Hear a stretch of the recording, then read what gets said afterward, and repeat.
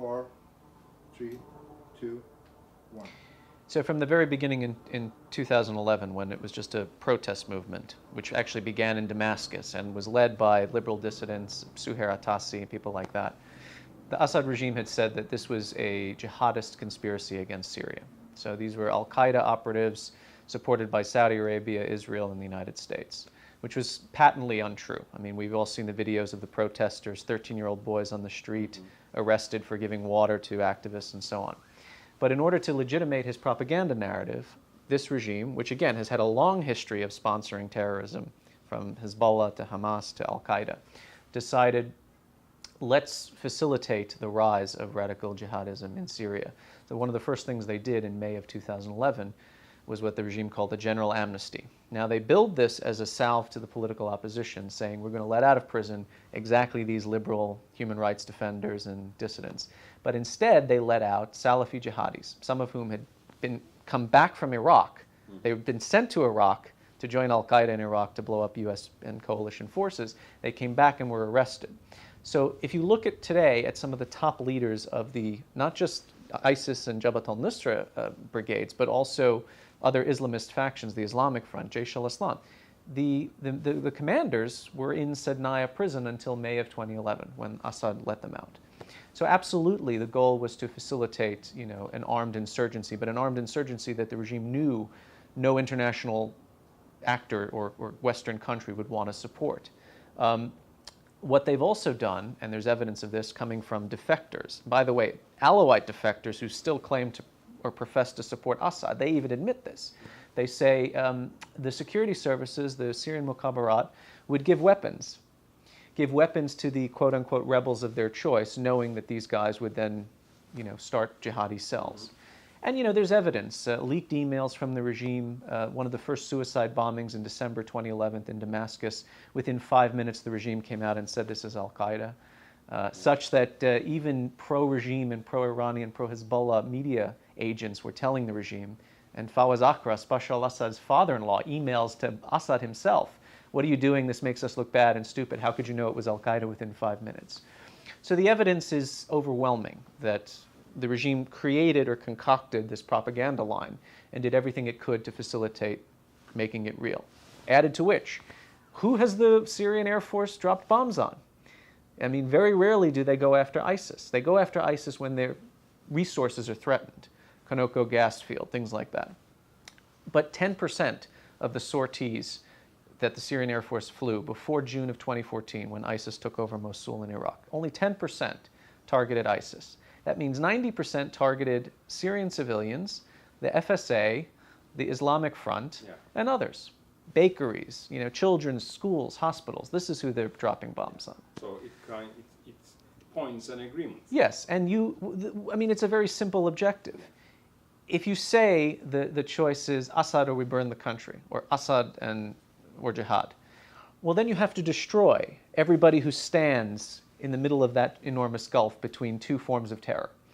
Moderate opposition, Syrian nationalists, moderate Islamists, that's who he has directed his fire at.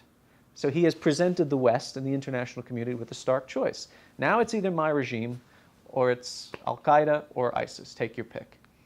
Very strategic, very savvy kind of game he played. Also very transparent. I mean, people saw through this from day one.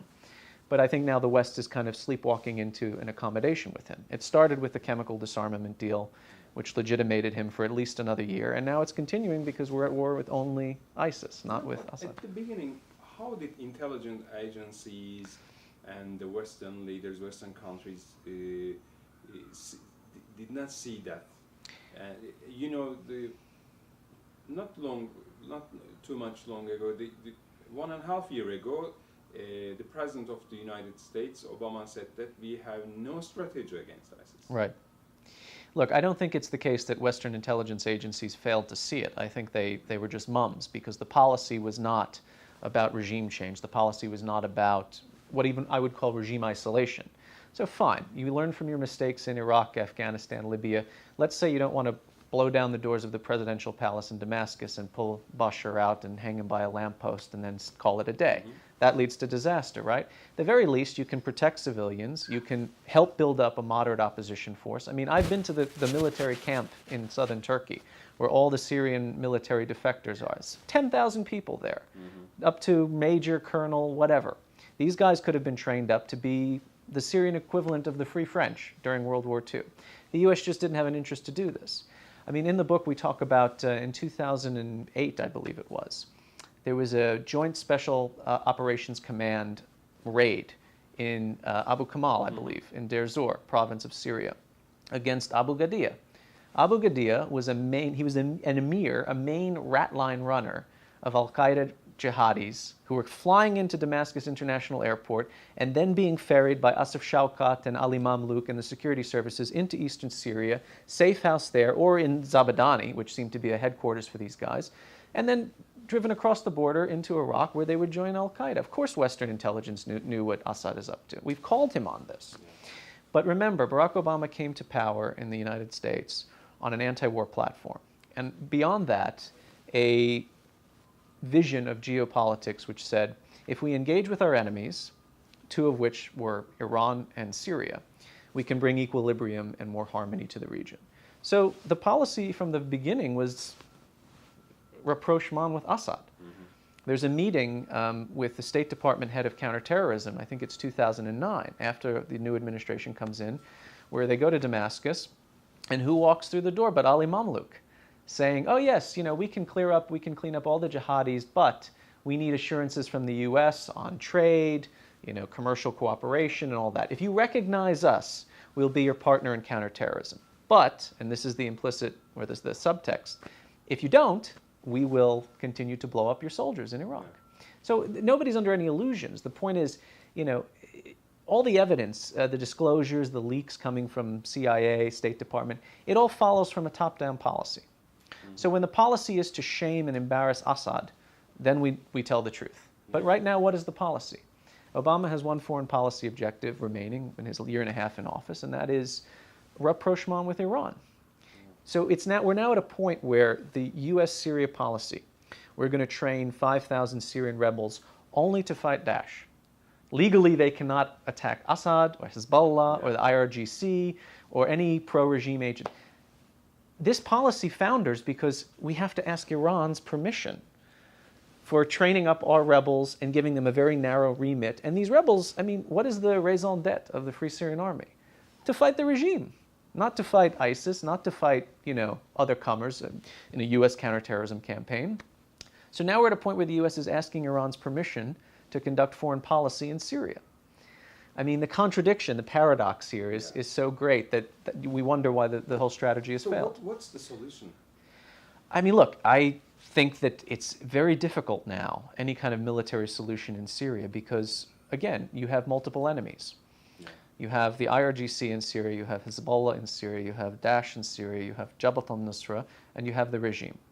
And, I talked to a lot of people in the Pentagon, former defense agency or defense ministry officials from Western countries. They all say the same thing. If the U.S. and a coalition of allies really cared and wanted to do something about Syria, they could do it. We saw in Iraq after 2007, things slowly began to turn around in terms of security. There was some breathing space created for politics to take root. Now, we made a big mistake by backing Nouri al-Maliki, of course, so perhaps, it doesn't always work out in the end. But if you really wanted to build up a moderate opposition in Syria, the first thing you have to do is create a space inside Syria that neither Daesh nor the regime can attack. So a no-fly zone at this point in the north. How difficult would this be to implement? We already have U.S. warplanes flying. We know they're dropping bombs in Idlib because they've targeted Nusra and Arar Sham in Idlib, right? So northern airspace in Syria could easily be controlled very easily by the United States and the Allies. And I know the Turkish government would be completely on board for this because they've said it innumerable times. We will help enforce a no-fly zone. And at the very least, forget about regime change, as I say, we're not destroying the rest of what remains of the country or even going into Damascus. But at the very least, stopping the barrel bombs, the chlorine gas bombs, these kinds of things which are killing civilians. You have to convince the Sunnis of Syria that the United States is fundamentally on their side. Right now, they don't believe it's true because the evidence is overwhelming that it's not true. We want to deal with Iran at any cost, that we just don't care about a humanitarian catastrophe. All we do is we have Samantha Power makes tweets, and the White House, issues press statements. That's it. There's no tangible result. Until and unless we do something credibly that shows the population in northern Syria that we're on their side and they should be on ours, you're not going to be able to defeat Daesh in any meaningful way, and you're certainly not going to stop the regime from causing mischief and chaos. And you talk to lots of the people and their families who joins the ISIS. What's the motivation of these people to join ISIS? It depends. I mean, there's no single explanation for it. So some people, if you're inside Syria or Iraq, I find that there tends to be more of a pragmatic or materialist component to it. So let us say you're from a prominent Sunni tribe in eastern Syria. ISIS comes into your territory. You don't like the FSA or you don't like the other rebels.